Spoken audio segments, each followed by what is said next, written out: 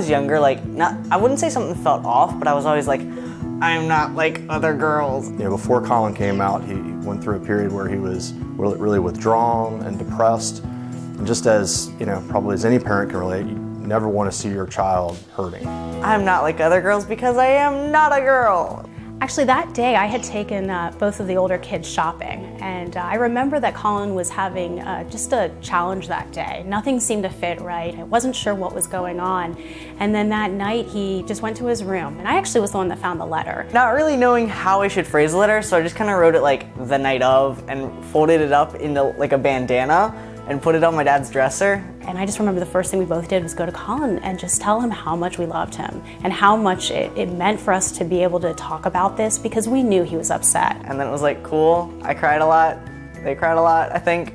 As a cisgender, straight, white male, I was definitely in a learning space myself about it, and the counselor really helped us tap into some resources, and Side by Side was one of them. So I actually had heard about it from a friend of mine who had gone there, and he was also like a trans dude, and he was like, hey, this is a cool thing I use, so maybe you should come sometime too. And then my therapist recommended it, and I was like, you know what I want to do, parents? I want to go there.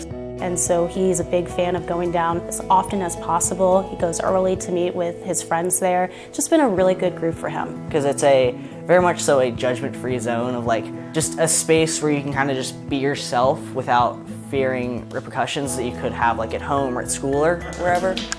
I think the biggest impact Side by Side's had for us has really been to see what it's had for Colin. To be able to give him really a safe space to go, a place that he can feel like there's a sense of that community and family.